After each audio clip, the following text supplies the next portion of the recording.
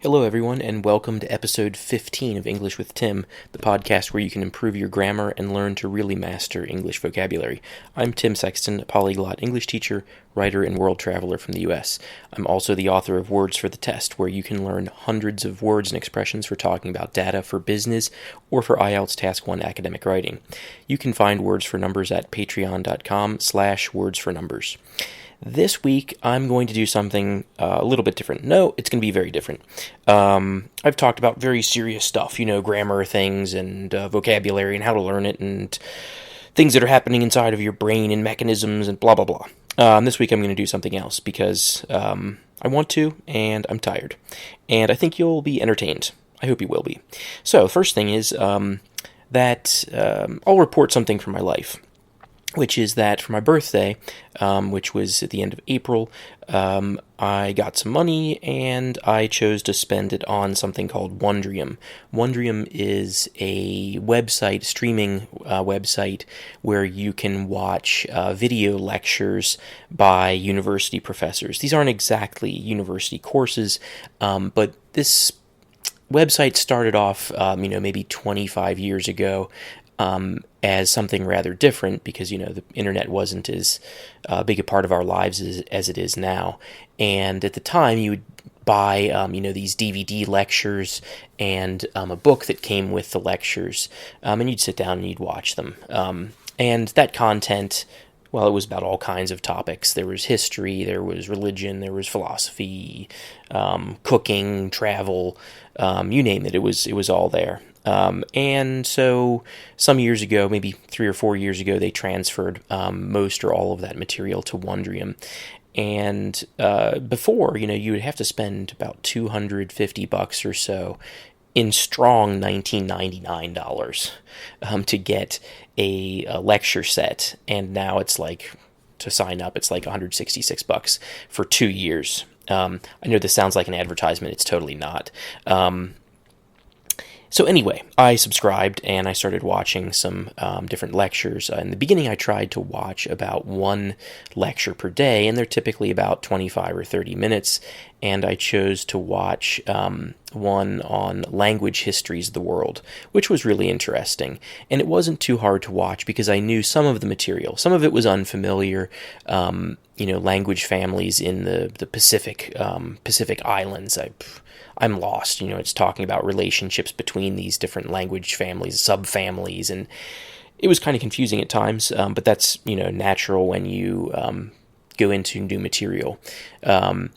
So after that finished, I was kind of torn. When you're torn, it means that, you can't, you have difficulty deciding between two or more options because you have strong feelings about each of them. I was torn between several options, and the one that I chose was a history of India. And so it starts off in prehistoric India and talks about the first people who moved to India, who got there apparently about 30,000 years ago. And they came apparently, almost directly from Africa. Of course, they had to go overland quite a ways, but they made their way to India, and they have supposedly a lot of genetic similarities to people from Africa. And if you see these people who live mainly in the north of India, they some of them look very African, others less so. They've been there for a long time, and other people, other waves of people came in and they mixed to varying degrees. So you don't have the same appearance they originally had. But anyway, what I'm getting at is that later some people invaded India from the northwest, from the steppes into the northwest of India, what's now Pakistan, actually. And from there, the lecturer started talking about the Rig Veda, and the Rig Veda is the earliest Hindu holy text. And I just got curious. This is a book that people have heard of, and I have never really seen it. So I went and I found it online and read just the first chapter of it, which is, about a page long, out of curiosity. And it was interesting. There was a god in the text called Agni. And I thought, Agni, that's an interesting name for a god. And I checked, and it's actually the name for the fire god. And I thought, oh wow, that's really interesting because it's similar to Russian огонь, and also to the Russian name, actually not originally Russian, it's more of a Latin name, Ignat, which in English is Ignatius. This is one of those nature names, like stone or wind or fire or whatever. Ignatius. Also in English, we have ignite, which means to set something on fire, to cause something to start burning. Now you might say, why ignite versus set on fire? Ignite just sounds more technical. And also we have igneous rock. Igneous rock, that's a term from geology, and igneous rock is rock that was produced by volcanoes, with fire. Also, this made me think, this, kind of group of words made me think of Spanish fuego, which is not too similar to ignite. But if you take off the F and you turn it into a silent H, which is what often happens actually in Spanish, F's and H's change into each other. For example, you get last names like Fernandez and Hernandez, same last name, F to H, H to F. So if you take fuego and you take off the F, you get huego, which is not so different from agón. What else was there in there? Also, one other interesting thing was that apparently a person, last name in India for a person who has memorized 4 Vedic collections is called a Chaturvedi. And obviously, if you speak a Slavic language, you know that Четыре in Russian is 4, and Cztery in Polish is 4 also. So it was surprising to see these closer similarities between Russian and languages spoken that are in India. I know that they're part of the same big family, but nonetheless, I didn't expect to see things that similar. Another one that was in there that was similar was Nagasa, which is snake. So you might say Nagasa, snake, in Russian, Zmia, not so similar to each other. But if you change things just a little bit, take Nagasa and you take the G, g, g, g, g, g, and you turn it into a K, because the G and K are the same. One uses the vibrations of your vocal cords, the other one does not. So it's just one step away from Nagasa to Nakasa. Also, the letter S has a tendency to appear in words and to disappear in words. This is true across languages, except for probably languages that don't have the letter S. But in French, for example, the word for state is état. And there are a lot of other words. None come to mind immediately, but where the words differ between English and French or English and another language just by the presence or absence of an S.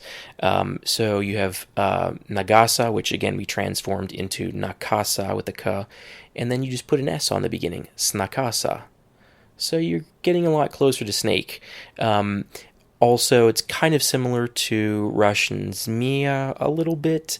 The M and the N are close to each other, and the Z and the S, of course. So do 2 changes, and you go from Zmeya to Sneya, also not far from snake. Okay, that's enough. That's my little detour into North India and back. I wanted to tell you also about an incident from my life earlier this year. I was in the basement of a school alone at night, and there were iron pipes that were coming from the ceiling into the floor and from the floor into the ceiling at many different strange angles. It was a very strange place.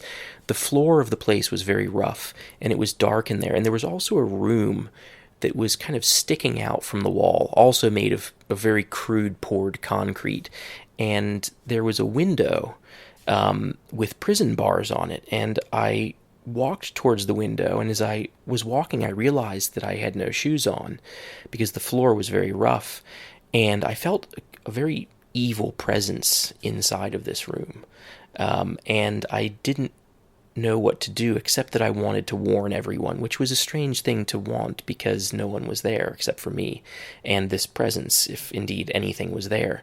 So I ran up towards the window and felt this evil presence inside the room, And as I got closer, the scream grew inside of me. And as I got close to the window, I grabbed onto the bars with both hands, and the scream just went back into my body, into my heart, and into my blood, and spread. And I looked inside the window and saw that there was a devil made out of an orange flame that was itself made out of orange sherbet ice cream. And he was sitting at a desk and just calmly writing on paper with a fountain pen. Writing, taking the paper, putting it off to the right-hand side. And behind him there was a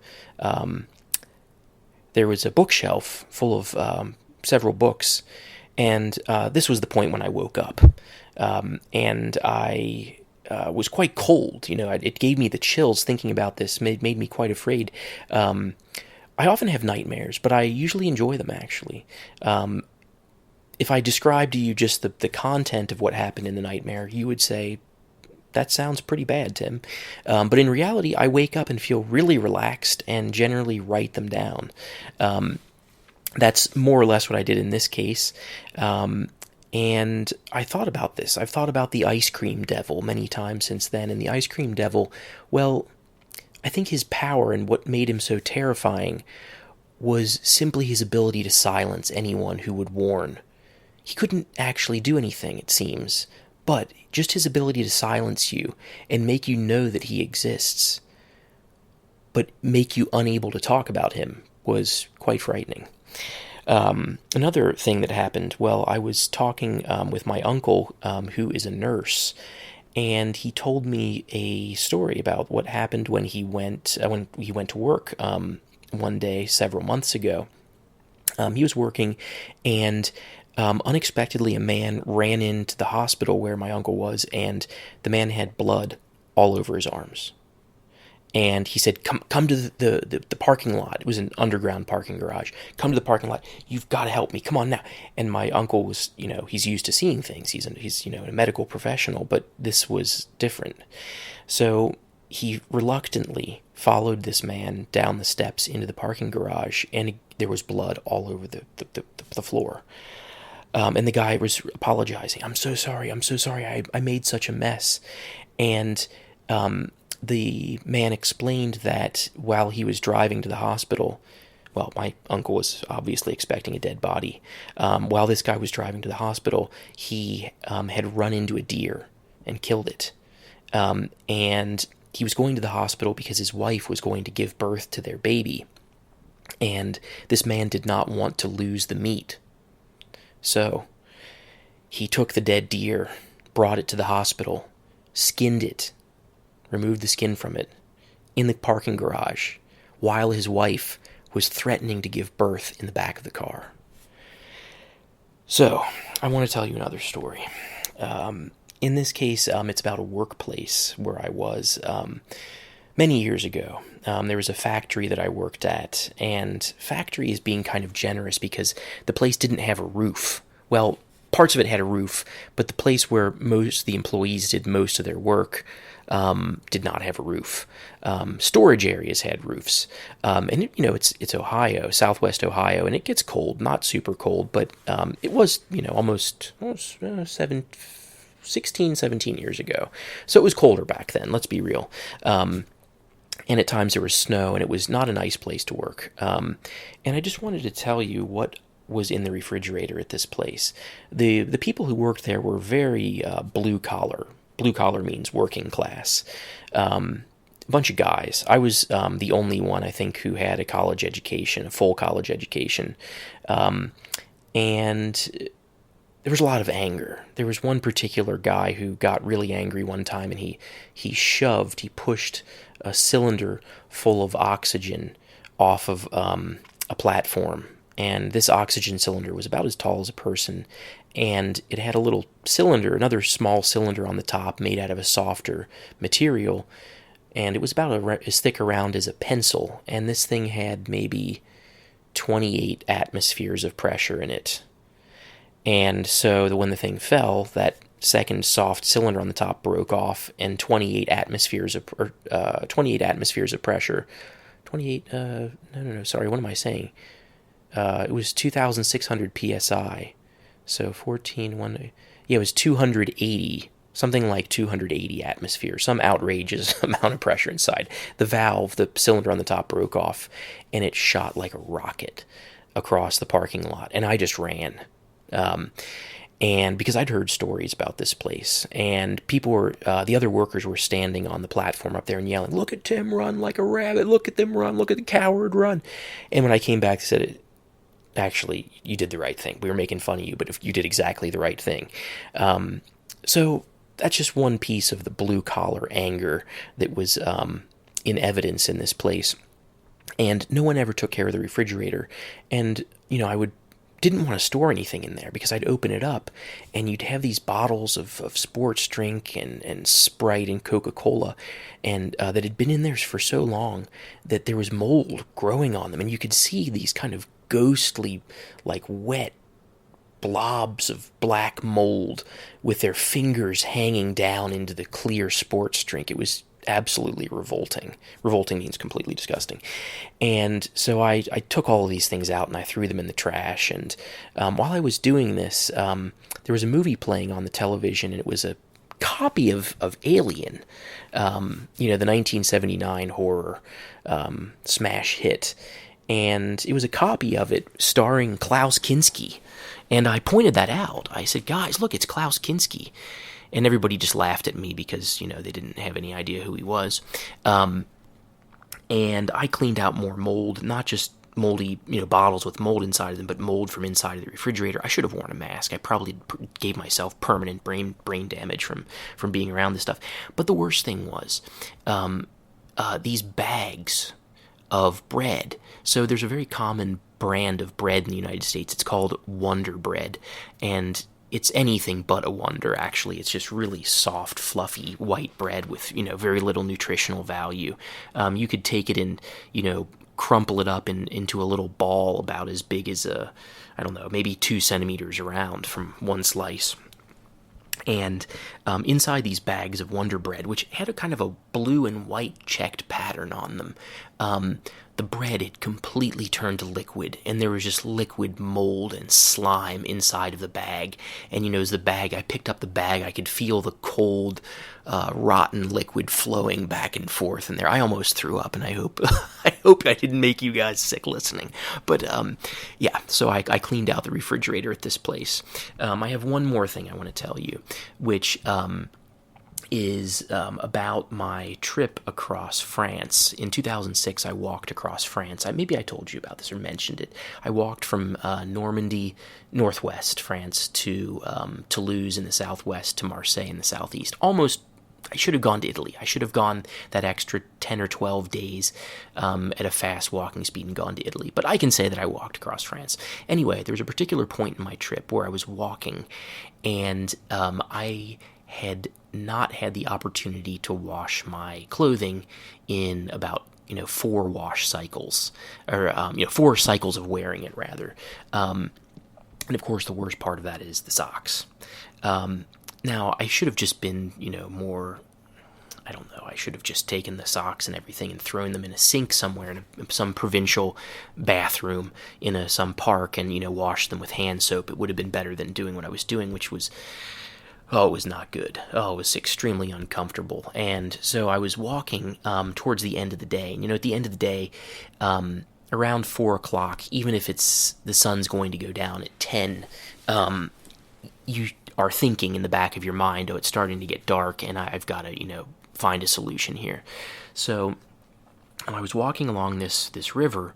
It was quite flat, and I went under a bridge, and it was quite a big bridge. It was a highway bridge, and underneath it I could see several, like kind of a group of Roma who were camped out under there, and they did not look friendly, in contrast to many of the Roma that I met while I was walking.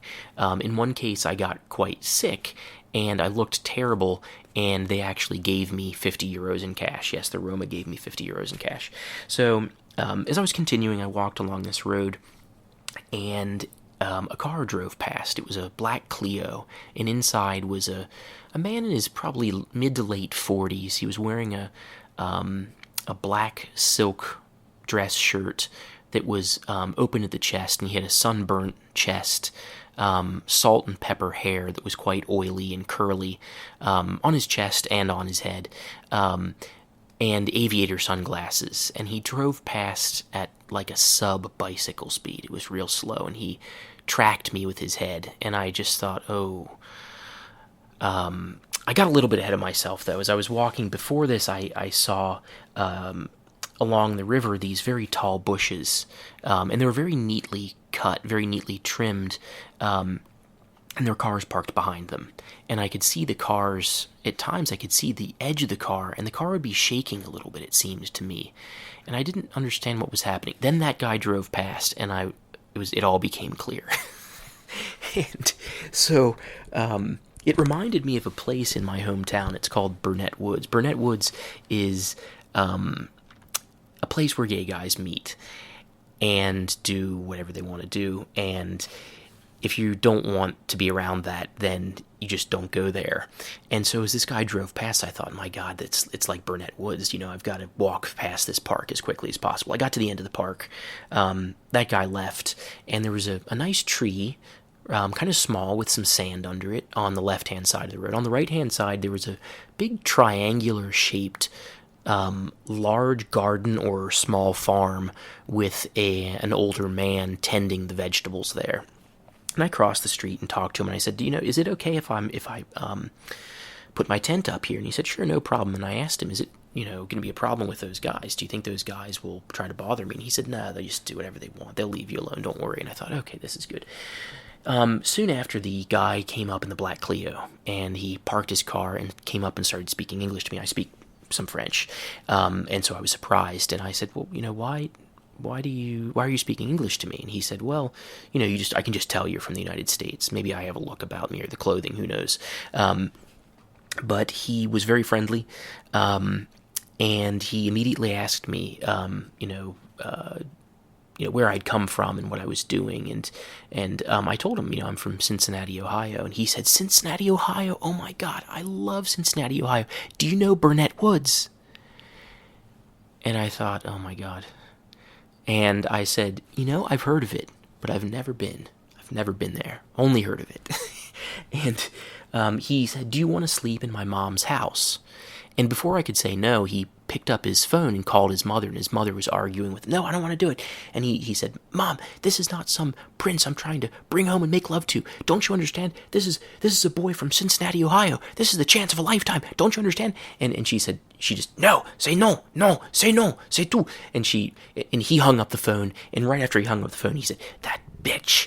And I was rather shocked at the whole thing. And he said, Tim, I've got my own apartment. You can sleep there. I've got a washing machine. I was thinking about my absolutely disgusting clothing, and I live on the top floor, and nobody bothers me up there. I like to live on the top floor in places, and I thought, this is not.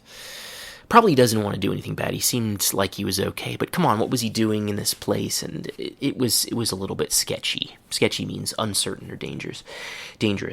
So I told him, let's meet for breakfast tomorrow. I didn't want to hurt the guy's feelings, and I also didn't want to risk my own safety. So he said, okay, we'll do that. And the next morning I met him for breakfast, and we met a couple other colorful characters, who I don't have time to talk about this time. And he gave me about 10 euros in cash. He bought my breakfast for me. He gave me a phone card. That is all for today. I hope you enjoyed it, this change of pace from what I usually talk about. I hope to hear you next time, or that you will hear me next time, and I hope to read your reactions in the comments. Thanks for listening, and see you next Monday.